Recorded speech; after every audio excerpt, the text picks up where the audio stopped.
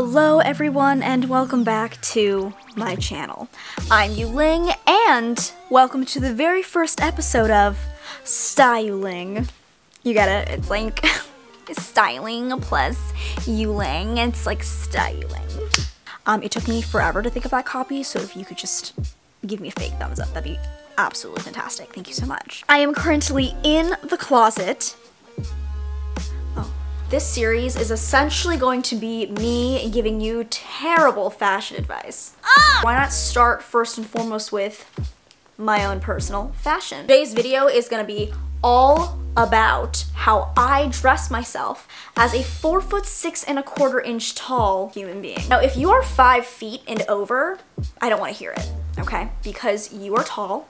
Me and you, we're not the same. I am talking to my 5 foot and under shorties. If that's you, let's fucking get this bitch, okay? Because if you can fit into an XXS, me too, a little bit sometimes. Depends on the brand, it really does. I'm talking 4'11", 4'8". I'm talking I don't know if I can fit on that roller coaster. Unless I had platform shoes. We'll see. And when you buckle me in, are you sure I should be on here? And the only reason why I would know that I fit is if a child gets strapped in. The shorties that don't know how short they are until a kindergartner runs past them and they realize, is that how? Why are we level? The people who get tripped over because other people don't even sense them in their periphery because we're so low. Okay, we are below the waist. The people who have to eat literal farts on the subway. Because you know what? That's where my nose is, unfortunately. And like, yeah, sometimes that can be pleasurable, but not when I least expect it. I am talking the shorties that know that Bow Wow's shorty like mine is about them. This one's for you. I see you. I hear you. I am you, we are each other. Do you want to? If you're the kind of person that actually gets the question, how do you find your clothes? This video is for you, babes, okay? Okay, you silly goose. You're so silly. Okay, so let's just fucking jump right in. I first wanted to kind of talk about my philosophy around dressing / styling in general. That kind of informs my entire attitude towards clothing, towards showing up in the world. And we know, like, you know, people are always like, oh, it's just fashion, like, whatever, like, just wear clothes that are practical. Fashion is where our body meets space. I sound disgusting. Please, jail. Take me to jail. Really, it is. It's kind of, you know, how we express ourselves to the world. And sometimes clothes can be a really huge factor in that. Like, if you can't find the right clothes, if you can't find things that fit you, it kind of feels like you're forgotten about in the world. Everybody else finds some cute ass things and I just cannot. And that feeling really does majorly suck. And that's why I am a big proponent of wearing whatever the fuck you want. With my body, I used to be extremely insecure about how small I was, and it felt like something to hide. I went through kind of a phase where I would start overcompensating for how small I was by wearing things that were extra loud. Just like ridiculous prints, extreme clashing colors, like the loudest fucking clothes you can imagine. Oh, apparently I still do that. So it's no longer about proving to people that like I'm here because I'm like, hello, can you even see me? It's more so I love the way I look in this, and that's how I kind of approach things first. So my number one tip, proportions. My number one thing with proportions is very much this high as in my top goes up really high and so do my pants. So like a short top and very high bottoms. So the reason I do that is because I feel like it elongates my body. That's just, if everything is cropped up here, it kind of gives the illusion that my legs are longer. So the more cropped it is, the better. In fact, like a really cropped top, like a bralette, would probably look like a regular top on myself. Combining that with high-waisted jeans, that is the perfect mix. 58-inch rise. Like, it needs to hit, practically, my breasts. And that is the high waist that I'm talking about. Another thing is if I get pants, I go for like elastic. Shorten on the bottom, and also, sorry, on the top, and also on the bottom. So what I will do is I will tighten it so that it kind of hugs my ankles, and then the rest of this fabric kind of just bunches up and it creates this really cool like parachute-y look. If you're not a fan of pants, skirts are also a great way to go, as well as dresses, because dresses really only need to be like shortened or taken in.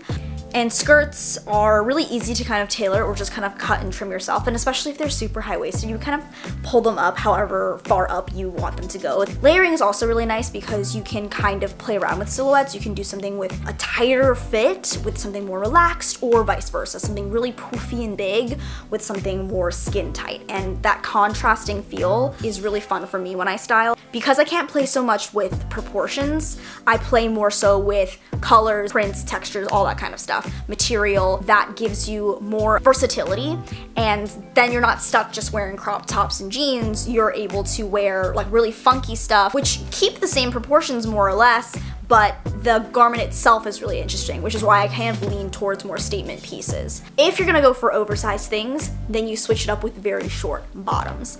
So let's say I'm going with a really large t-shirt. I will almost wear it as a dress, but I'll let you know that it's, you know, not just an oversized tee. So I'll pop on like biker shorts or something just kind of short to play around with that height and that mix.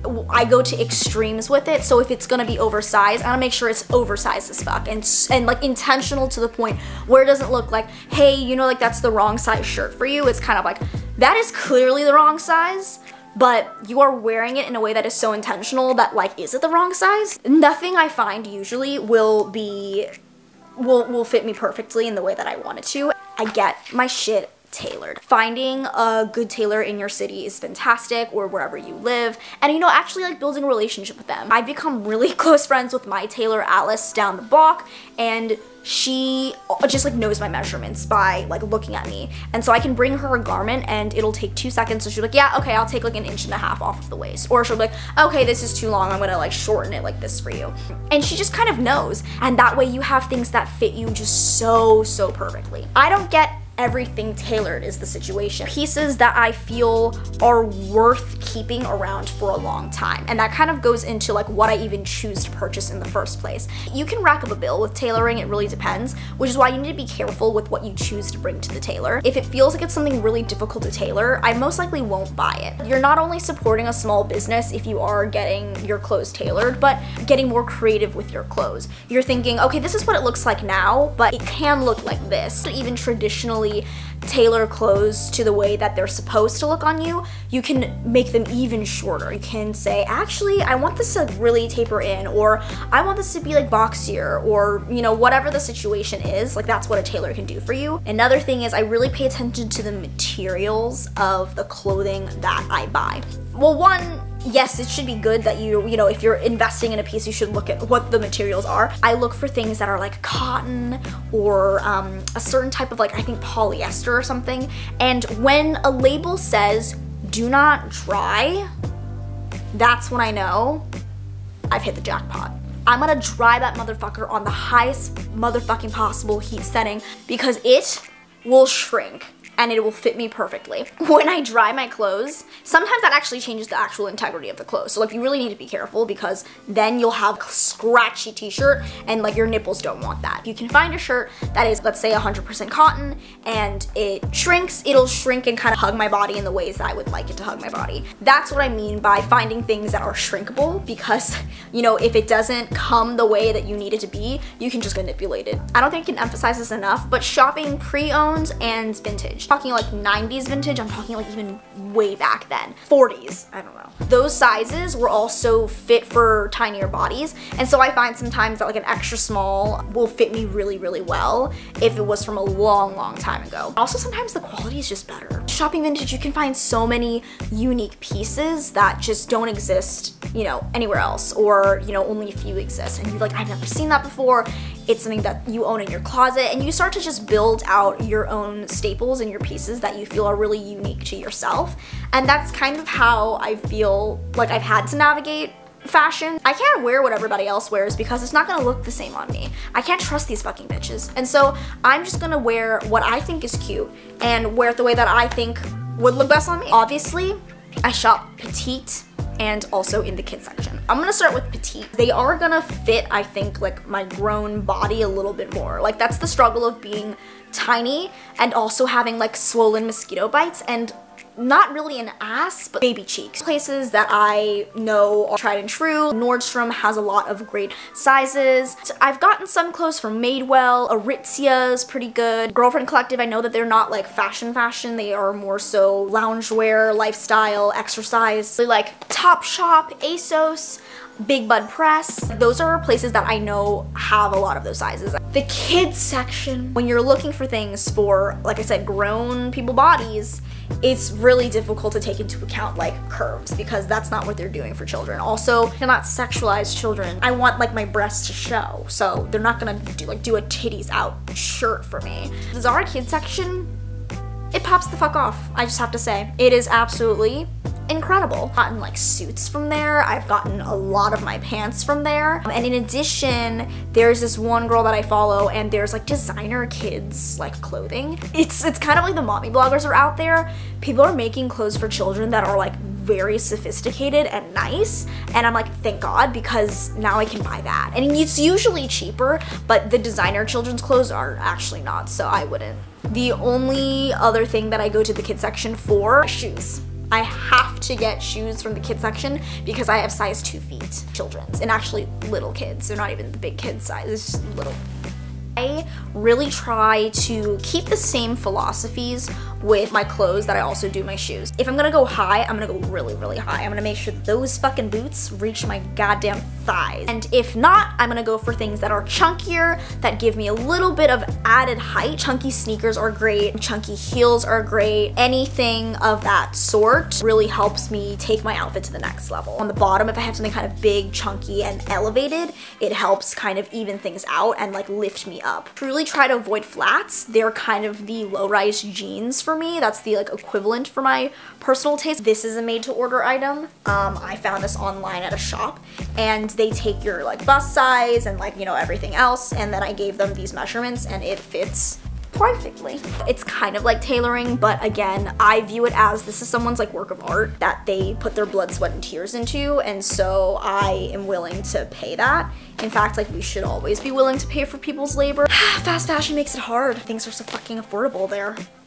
Stupid bags. I'm in the process of learning how to sew. My friend Anne sold me her sewing machine recently, or actually like half a year ago, and I know how to use the basic controls. It's great and all, but I'm not confident enough yet to actually tailor my clothes. I don't want to fuck things up. But learning how to sew is awesome because then, you know, you can save the cost of a tailor if you know how to tailor your own clothes. And of course, accessorize.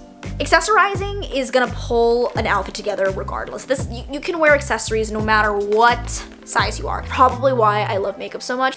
An outfit feeling kind of boring, like throw a little purse in there. You know, how about some earmuffs or like, I don't know, like some sunglasses. My final piece of advice, if you feel good, you look good, bitch. Fuck everything that I just told you and wear what the fuck you want to wear. You fucking do. And that is the #1 philosophy. It shouldn't be what other people think you look like or what proportions should look like on you. Like, fuck the proportions. We already know that clothes aren't meant for everybody that are sold in the mainstream, so like wear them however the fuck you want and choose to wear them. Literally just pasties, I will wear that.